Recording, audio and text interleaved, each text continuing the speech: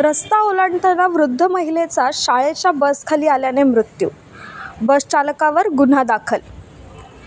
एका 70 वर्षीय वृद्ध महिलेचा रस्ता ओलांडताना शाळेच्या बसखाली आल्याने मृत्यू झाल्याची घटना शुक्रवार 4 तारखेला डोंबिवली पूर्वेकडील स्टेशनजवळील केळकर रोडवर घडली.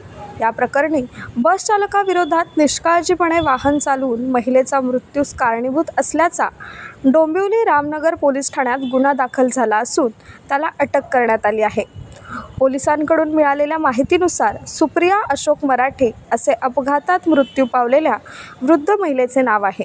महिलेचा भाऊ सुधीर दत्तात्रय फडके यांच्या फिर्यादीवरून ओमकार इंटरनॅशनल शाळेची बस MH05 AZ0966 चालक दिगंबर मधुकर मिश्रा यांच्या विरोधात डोंबिवली रामनगर पोलीस ठाण्यात गुन्हा दाखल करण्यात आला. वृद्ध महिला कामानिमित्त घराबाहेर पडल्यानंतर केळकर रोडवर आल्या. रस्ता ओलांडताना वृद्ध महिला शालेय बसखाली आल्या. केळकर रोडवरील एका खासगी रुग्णालयात उपचारासाठी दाखल केले असता काही वेळाने डॉक्टरांनी त्यांना मृत घोषित केले. रामनगर पोलिसांनी बस चालकाला अटक केली असून पुढील तपास करत आहेत. डोंबिवलीवरून शंकर जाधव.